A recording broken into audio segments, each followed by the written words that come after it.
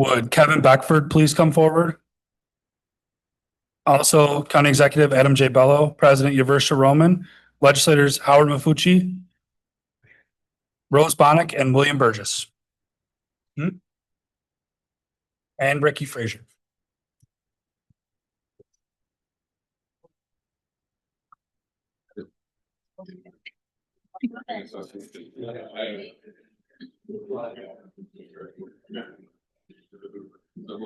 Oh, man.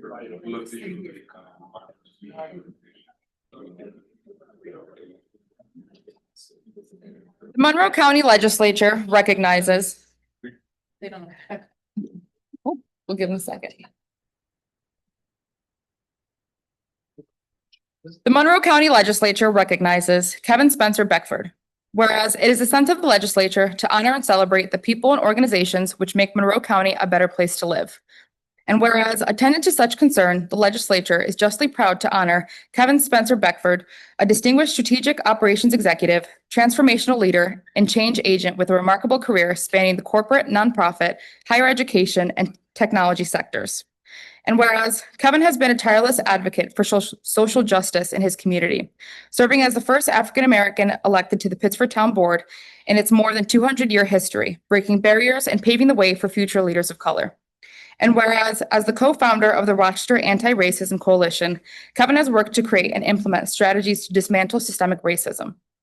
And whereas Kevin also founded the Pittsford Martin Luther King Living the Dream series, a community initiative which celebrates the legacy of Dr. Martin Luther King Jr., while advancing discussions on racial justice, inclusion, and a collective action for change.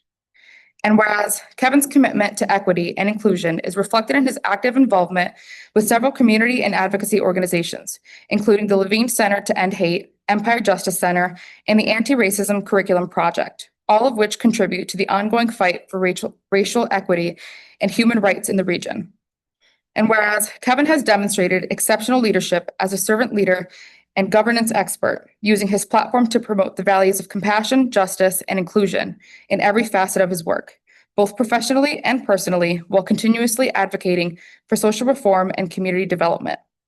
And whereas Kevin is an influential thought leader in the anti-racism movement and a passionate advocate for building equitable and inclusive systems in all aspects of life. Now, therefore, let it be known that we, Adam J. Bello, County Executive, Yaversha Roman, President, William Burgess, Deputy Majority Leader, Howard Mafucci, Legislator District 10, Lister Bartholomew McCoy, Legislator District 18, Rose Bonnick, Legislator District 27, and Ricky Frazier, Legislator District 28, do hereby honor Kevin Spencer Beckford on this 10th day of June, 2025.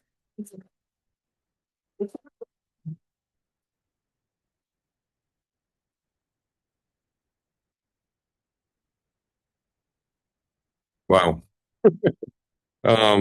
First and foremost, and by the way, I was taking some pictures earlier because I have one child. Her name is Paris Beckford. You may remember her because when she was in high school, she was adventurous and ran away and was on the 7 o'clock news. She still wonders like how everybody knows who she is. I said, well, you kind of did a thing. So I want to thank my wife, Linda Marie Beckford. If you could raise your hand here, honey. We've been married for 23 years. And I'm a thoughtful, caring person in general, but I think I'm annoying to be married to. And I'll tell you why, because I'm always constantly trying to do something to make the world better. And so we could be going to the store and I go in to pick up one thing for her, and I may come out and bring someone in the car to give them a lift somewhere. And so made our daughter a little bit nervous. She's like, I think I've seen people get killed this way, you know? And so I want to thank you for being patient with me, for being very supportive of me in the time that I've been here. Both, I moved here at 18 from the Caribbean islands. I was originally from Jamaica. My whole family's from Jamaica, but my dad was an engineer and was recruited to go work for the Bahamian government. And so I grew up about 18 years in the Bahamas Islands, between Nassau, the capital of the Bahamas, and about 4 years in Freeport, Grand Bahama. And a family in Henrietta sponsored me and came here for school and a better life. I've been here for 42 years. I just turned 60. One of the things that I tried to do and have done for those 42 years is to really try to make the America that we hear about. The American dream is not an accomplishment, it's a journey. It is not someplace we've arrived at. As we know, for those of us who are marginalized, we live in the nightmare of the shadows of the dreams of others. And so it's very important that we work on making that dream a reality. So I had two choices. Bemoan the fact that why did we come here? Because the dream didn't exist for me? Or do I try to make that dream a reality? So much of my life was very simple.